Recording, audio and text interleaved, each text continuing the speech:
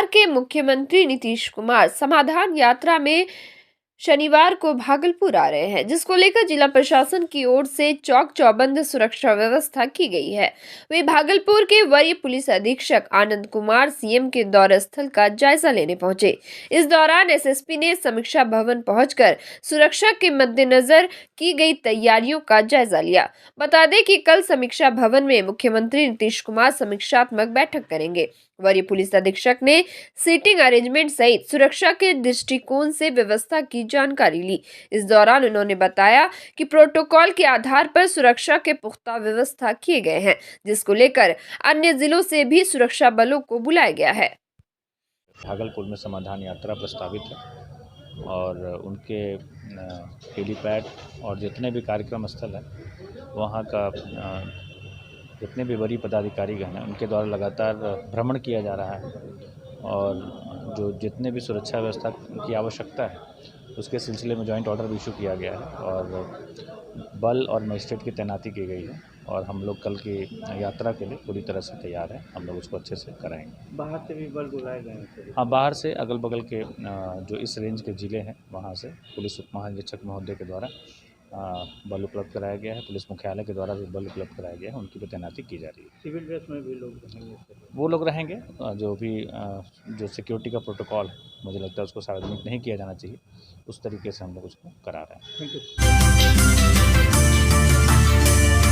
Bhagalpur ICDS कार्यालय में बिहार राज्य आंगनबाड़ी संयुक्त संघर्ष समिति के बैनर तले एक दिवसीय धरना प्रदर्शन का आयोजन किया गया। प्रदर्शन कर रही सेविकाओं ने अपने मांगों के समर्थन में जमकर नारेबाजी की। इस दौरान बताया गया कि इन लोगों के द्वारा 21 सूत्री मांग सरकार के पास रखी गई है, लेकिन आज तक सरकार के द्वारा उस पर कोई कार्रवाई नहीं की गई। सेविकाओं ने बताया कि उन लोगों की कार्यविधि 4 घंटे की है, लेकिन इन लोगों से 8 घंटे से भी अधिक समय तक काम लिया जाता है। प्लस पोलियो हो या फिर अन्य टीकाकरण, सभी काम के साथ साथ स्वास्थ्य बीमा, जनगणना, विधवा पेंशन सहित कई तरह के सर्वेक्षण के कामों में भी इन लोगों को लगाया जाता है, लेकिन मानदेय के रूप में इन्हें लगभग 6,000 रुपए ही दिए जाते हैं, जिसको लेकर यह लोग लगातार अपनी मांगों को लेकर प्रदर्शन कर रही हैं। साथ ही सेविका दीदियों ने कहा कि वह लोग 23 तारीख को पटना में विधानसभा का घेराव करेंगी, जबकि 28 तारीख को यह लोग जेल भरो आंदोलन भी करने जा रहे हैं। हम लोग को वेतन चाहिए, मानदेय नहीं। हम लोग को वेतन चाहिए, लॉलीपॉप नहीं, 5 रुपया नहीं। 5 रुपया हाय है, हमको 5 रुपया नहीं चाहिए, हम लोग को वेतन चाहिए। हम लोग को सारी काम, बाप रे बाप, इतना रजिस्टर का काम करना पड़ता है। कितना रजिस्टर, इतना रजिस्टर, हाँ, मोबाइल का सारा काम करना पड़ता है। जो रेशियो जो मिल रहा है उस हिसाब से आलू का दाम, चने का दाम, बेसन का दाम, हर चीज का दाम जोड़िए। हम कैसे हम लोग उसमें मेंटेनेंस करेंगे? हाँ, हर चीज का हम लोग को कुछ भी नहीं मिलता। हम लोग को मानदेय मिल रहा है, मानदेय 5,000, 5950 मिल रहा है। तो आगे जारी रहेगा। हमारी मांग पूरी करो। क्या नाम हुआ? मेरी नाम शशिकला कुमारी है। क्या है आप? मैं आंगनबाड़ी सेविका हूँ। समाधान यात्रा के दौरान मुख्यमंत्री नीतीश कुमार कल भागलपुर पहुंचेंगे, जहां वह नए बने वृद्धाश्रम सिपेट प्रशासनिक भवन का उद्घाटन करेंगे। वह जीविका दीदियों के द्वारा लगाए गए स्टॉल और समीक्षा भवन में अधिकारियों के साथ मुख्यमंत्री बैठक करेंगे, जिसको लेकर जिला प्रशासन की ओर से तैयारियां तेज कर दी गई हैं। वहीं मुख्यमंत्री के आगमन को लेकर मंजूषा कलाकार भी दिन रात एक कर मुख्यमंत्री को भेंट दी जाने वाली पेंटिंग तैयार करने में जुटे हुए हैं। मुख्यमंत्री को दी जाने वाली एक पेंटिंग में भागलपुर की धरोहर को दर्शाया गया है। साथ ही दूसरी पेंटिंग में मंजूषा की कलाकृति मुख्यमंत्री को सौंपी जाएगी, जिसको लेकर लगातार कलाकार पेंटिंग बनाने में लगे हुए हैं। 2 से 3 दिनों से बना रहे हैं, जो कि मुख्यमंत्री जी आ रहे हैं, तो उनके लिए हम लोग बना रहे हैं कि उनके स्वागत में कोई कमी ना रहे, उनको भेंट करें। यहाँ की धरोहर, मंजूषा पेंटिंग, क्या क्या बनाया जा रहा है? पहले तो यहाँ पे मूल मंजूषा पेंटिंग बनाया जा रहा है और एक पेंटिंग बहुत बड़ा सा बनाया जा रहा है, जो कि नॉर्मल जो पेंटिंग हम लोग बनाते हैं उससे एक बड़ा पेंटिंग बनाया जा रहा है, जिसमें कि हम लोग भागलपुर का मैप बनाए हैं और उसमें भागलपुर की जो धरोहर है उसको हम लोग दर्शा रहे हैं, जैसे घंटा घर, मंजूषा पेंटिंग, सिल्क, इन सबों को हम लोग दर्शा रहे हैं। डॉल्फिन भी है, हाँ, डॉल्फिन भी है, विक्रमशिला। विक्रमशिला है और भगवान बुद्ध की प्रतिमा भी है जो कि पहले सुल्तानगंज में थी, बट शायद अब नहीं है वहाँ। कब तक ये तैयारी हो जाएगी पूरी? ये कल तक हो जाएगी। तो दिन रात एक किए हुए हैं अभी। हाँ। भागलपुर के ऐतिहासिक कुप्पा घाट में शुक्रवार को अखिल भारतीय संत मत सत्संग महासभा के द्वारा भव्य लोकार्पण कार्यक्रम का आयोजन किया गया। इस कार्यक्रम में सौंदर्यीकृत सदगुरु निवास का लोकार्पण किया गया। कार्यक्रम के मुख्य अतिथि संघ संचालक मोहन भागवत राजधानी एक्सप्रेस से नौगछिया स्टेशन पहुंचे। नौगछिया स्टेशन पहुंचते ही लोगों ने उनका फूल माला एवं पुष्प गुच्छ देकर भव्य स्वागत किया।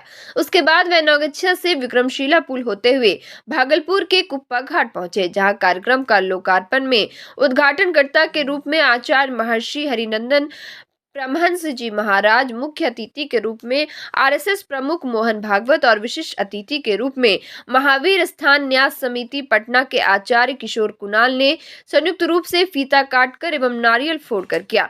कुप्पा घाट के लोकार्पण कार्यक्रम को लेकर आ रहे आरएसएस के संचालक मोहन भागवत को लेकर सुरक्षा के मद्देनजर पूरी तैयारी की गई थी। साथ ही जेड प्लस सुरक्षा की व्यवस्था भी की गई थी।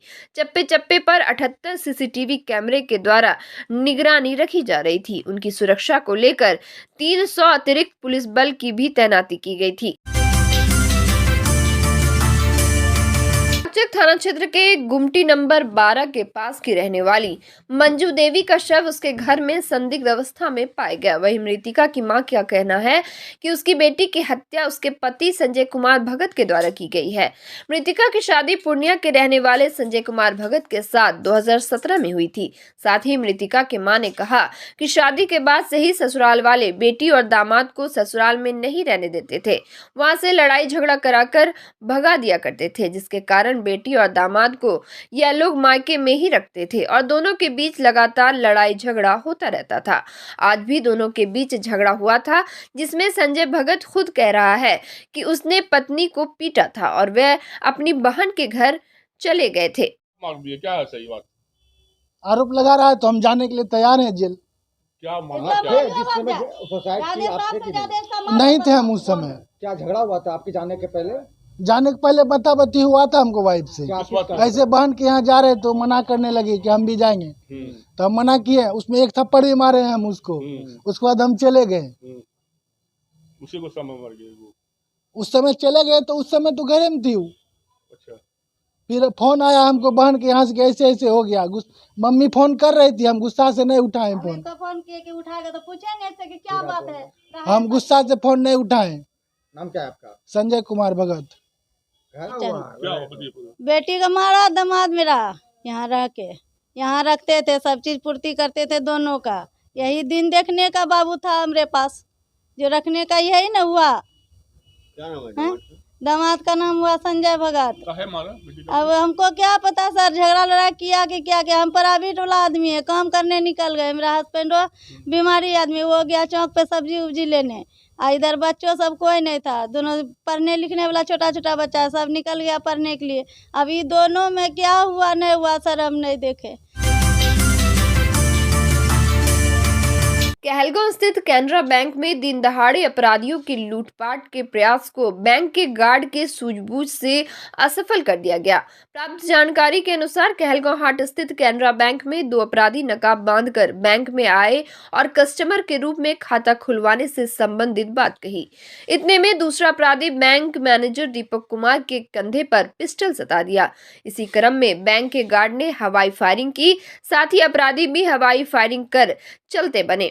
बैंक के गार्ड ने बताया कि 2 की संख्या में अपराधी बैंक अंदर आया और 2 बाहर ही खड़ा था। सीसीटीवी फुटेज में स्पष्ट देखा जा सकता है कि किस प्रकार अपराधी हवाई फायरिंग करते हुए भाग निकलने में कामयाब हुए। वहीं जिले के पुलिस कप्तान के अनुसार एक अपराधी को दबोच लिया गया है, जबकि अन्य की तलाश जारी है।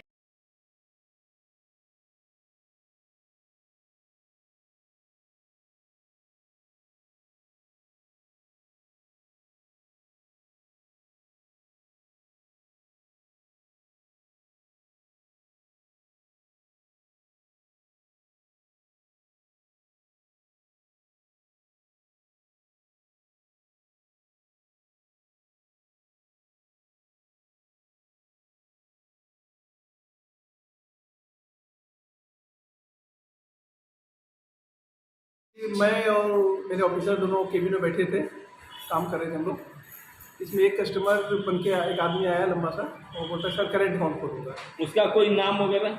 नहीं नाम नहीं, सीधा घुसा, मास्क लगा हुआ था, 9 आदमी था। तो पूछा करेंट अकाउंट खुलवाना है, तो हम लोग बोले कि करेंट अकाउंट काउंटर पर फॉर्म ले लीजिए और फॉर्मेलिटी लेकर पूछ लीजिएगा। इतना होते होते दूसरा भी एक लड़का और घुस गया और मेरे जो ऑफिसर थे उनके कान पर पिस्टल चटा दिया। उस 25-35 में दोनों होना चाहिए, मैक्सिमम 40 बार। तो आपको कैसे लगा था, चेहरा कैसे पहचानेंगे? क्या उसका पहना हुआ क्या था? पहना हुआ जैकेट था और बाकी सीसीटीवी में है अपना।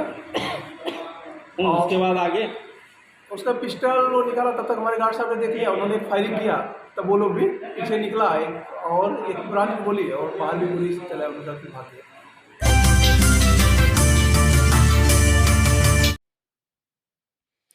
भागलपुर नारायणपुर प्रखंड अंतर्गत नगरपारा दक्षिण पंचायत के बीरबन्ना काली मंदिर परिसर में शुक्रवार से 24 घंटे का रामधुन महायज्ञ आरंभ हुआ।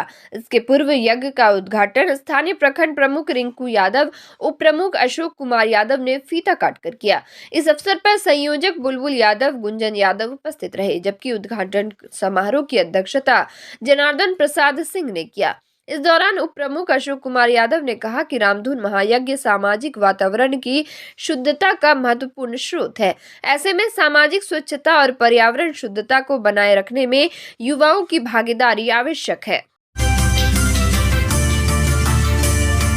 बिहार राज्य आंगनबाड़ी संयुक्त संघर्ष समिति के आह्वान पर आंगनबाड़ी सेविका एवं सहायिका का चरणबद्ध आंदोलन जारी है। अपनी 21 सूत्री मांगों को लेकर शुक्रवार को नारायणपुर प्रखंड की सेविका एवं सहायिका ने प्रखंड परिसर स्थित बाल विकास परियोजना कार्यालय के सामने 1 दिवसीय धरना प्रदर्शन किया। साथ ही अपनी 21 सूत्री मांग पत्र बाल विकास परियोजना पदाधिकारी को सौंपा। प्रदर्शन के दौरान संघ के अधिकारियों ने कहा कि सरकार आंगनबाड़ी सेविका एवं सहायिका के साथ सौतेला व्यवहार कर रही है। सरकार द्वारा बाल विकास परियोजना के अलावा हर तरह की गतिविधियों में कार्य करवाने के बाद भी इतना कम मानदेय देकर महिला कर्मियों का घोर अपमान किया जा रहा है। सुल्तानगंज प्रखंड मुख्यालय परिसर में अपनी 21 सूत्री मांगों को लेकर आंगनबाड़ी केंद्र की सेविकाओं एवं सहायिकाओं ने 1 दिवसीय धरना प्रदर्शन किया। इस दौरान सुभद्रा कुमारी ने बताया कि सभी सेविका एवं सहायिका को सरकार के द्वारा जनगणना, विधवा पेंशन, कन्या सुरक्षा, टीकाकरण प्लस पोलियो के कार्यों में लगाया जाता है, लेकिन बिहार सरकार के द्वारा उन लोगों को सरकारी कर्मचारी का दर्जा नहीं दिया गया है। सेविकाओं ने कहा कि जब तक सरकार उन लोगों को कर्मचारी का दर्जा नहीं देती है, साथ ही सेविकाओं को 25,000 रुपए महीना, सहायिकाओं को 25,000 रुपए महीने और सहायिकाओं को 18,000 रुपए सहित 21 सूत्री मांग को पूरा नहीं करेगी, तब तक उन लोगों का आंदोलन जारी रहेगा। इस दौरान रीना कुमारी, सुधा देवी, सुनीता कुमारी, नीलम कुमारी, रेखा कुमारी, निभा कुमारी सहित काफी संख्या में सेविका एवं सहायिका मौजूद रही। हम लोग 20 सूत्री मांगों को लेकर धरना प्रदर्शन किए हैं। हमारा मांग है कि हमें सरकारीकरण किया जाए। पहला मांग है हमारा कि हमें सरकारीकरण किया जाए। और ऐसे विशेष क्या मांग है आपका, महत्वपूर्ण मांग? हमें हमारा सरकारीकरण किया जाए। जब तक सरकारीकरण नहीं होता है तो हमें सम्मानजनक मानदेय दिया जाए। कहाँ धरना दिए हैं? हम लोग आज प्रखंड में दिए हैं और प्रखंड कार्यालय में दिए हैं धरना। भागलपुर सुल्तानगंज के कमरगंज पंचायत में गांव के दबंगों ने एक महिला की जमकर पिटाई कर दी। वहीं इस मामले में घायल महिला सोनी देवी की फुआ ने बताया कि गांव के दबंग विनोद यादव ने बाई जबरन लाठी डंडे से सोनी कुमारी की जमकर पिटाई कर दी है, जिससे सोनी कुमारी गंभीर रूप से घायल हो गई। इस घटना की जानकारी स्थानीय पुलिस को देने पर पुलिस घटना की छानबीन में जुट गई। हमरा बोला वो आया इधर महादेव थान से, बस गया गली में, बोलता है गे तोर भतीजी बाजार कहना जाए छो भैंसुर के साथ जे हम ओकरा मारबो एरंडी का आ तोरो आवे तोरा काटबो, अभी पहले तोर भतीजी काटी के आवे छियो मारबो तब तोरा मारबो। हमर विनोद मंडल बस हम ना घर में घुसी टटिया बंद कर लेलिए बस जाके ओकरा घर में घुसी कह लगले कि तोर कहाँ लहराज को, कल के हमरा लहराज के रूपवा तोर घर पहुँच को, कल के घर हमरा यहाँ के। कौन मारपीट किया? विनोद मारा है, विनोद और कोई नहीं, विनोद मारा है, क्या चीज से मारा? बांस से मारा है। वो जो सरकारी बांस है ना, सरकारी बांस, वही बांस घींच के मारा है। किसको मारा है? किसको मारा है? सोनी देवी को।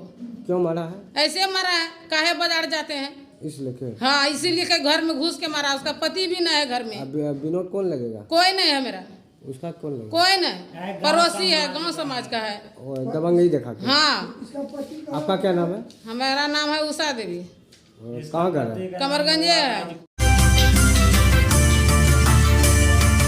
भागलपुर सुल्तानगंज के खानपुर पंचायत आंगनबाड़ी केंद्र 107 पर प्रखंड विकास पदाधिकारी मनोज कुमार मुर्मू के आदेश पर बाद थाना पुलिस के निगरानी में वार्ड सचिव पद का चुनाव संपन्न कराया गया। इस दौरान तकनीकी सहायक आशुतोष कुमार ने बताया कि वार्ड 3 में कुल 285 मतदाता है, जिसमें कुल 104 मतदाताओं ने अपने मताधिकार का प्रयोग किया। वार्ड सचिव के पद पर 2 प्रत्याशी चुनावी मैदान में थे, जिसमें शैलेंद्र कुमार सिंह को 66 मत मिले और रवि सुमन कुमार को 38 मत मिला। शैलेंद्र कुमार को 28 वोट से विजय घोषित किया गया। इस दौरान वार्ड पार्षद अनीता देवी, सरपंच प्रतिनिधि धर्मेंद्र सिंह, बाद थाना के एसआई अशोक कुमार सहित कई पुलिसकर्मी एवं प्रखंड के कर्मचारी मौजूद थे। जगदीशपुर के पुराने प्रखंड कार्यालय में शुक्रवार को आंगनबाड़ी सेविका और सहायिका ने अपनी 21 सूत्री मांगों को लेकर 1 दिवसीय धरना दिया। बिहार राज्य आंगनबाड़ी संयुक्त संघर्ष समिति के बैनर तले आंगनबाड़ी सेविका एवं सहायिका द्वारा जगदीशपुर प्रखंड कार्यालय में एक बैठक कर निर्णय लिया गया कि मुख्यमंत्री को एक ज्ञापन सौंपा जाएगा। ज्ञापन के सहारे मांग किया गया है कि बिहार की आंगनबाड़ी सेविका सहायिका को गोवा के तर्ज पर बिहार सरकार द्वारा भी प्रोत्साहन राशि दिया जाए। इसके अलावा अन्य मांगे भी की गई, जिसमें आंगनबाड़ी सेविका सहायिका को राज्यकर्मी का दर्जा दिए जाने की मांग की गई। सुप्रीम कोर्ट के आदेश के मुताबिक बिहार में भी ग्रेजुएट का भुगतान किया जाए। साथ ही 2017 में 54 दिन हड़ताल के पश्चात हुए समझौते में लंबित मामले का संपादन शीघ्र किया जाए। नाथनगर के ललमटिया ओपी क्षेत्र अंतर्गत स्थित बॉलविन चाइल्ड स्कूल में बीते गुरुवार को गृह विज्ञान की परीक्षा के दौरान 2 छात्राओं को पकड़ा गया। मिली जानकारी के मुताबिक छात्रा अपनी ममेरी बहन के बदले परीक्षा देने आई थी, वही दूसरी छात्रा भी किसी दूसरी छात्रा के बदले परीक्षा देने बैठी थी। दोनों को पकड़कर ललमटिया ओपी पुलिस के हवाले कर दिया गया। वही पुलिस ने अग्रतर कार्रवाई करते हुए दोनों छात्रों को आज न्यायिक हिरासत में भेज दिया। तेज रफ्तार अनियंत्रित टोटो ने ठेले पर फल बेच रहे ठेला गाड़ी को जोरदार टक्कर मार दी, जिसके बाद ठेला पलट गया और ठेले पर रखे सभी फल सड़क किनारे नाले में चली गई। इसको लेकर दुकानदार पिरपैती निवासी बबलू ताती ने बताया कि एक टोटो ने उसके ठेले में टक्कर मार दी, जिसको लेकर उसे करीब 15 से 20 हजार रुपए का नुकसान हुआ है। घटनास्थल पर पहुंची ललमटिया पुलिस ने दोनों को समझा बुझाकर मामला शांत कराया। टोटो वाला धक्का मार दिया और थाना वाला आया, उसको नंबर लेके पर उसको चढ़वा दिया। टोटो वाला कर पकड़े, उसको नंबर ले लिया, ऑटो का नंबर लिया है और थाना वाला बोला कि जाइए आप थाना पे आइए, दोनों आदमी आइएगा, हम वो करवा देंगे। क्या हुआ था यहाँ? हम उधर से आ रहे थे घर से, बस टोटो वाला धक्का मार के निकल गया। क्या चीज़ में धक्का मारा? ठेला में। कौन सी का ठेला था? सेब नारंगी बेच रहे थे। कितना का नुकसान हुआ? कम से 15-20 हजार से कम थोड़ी होगा जो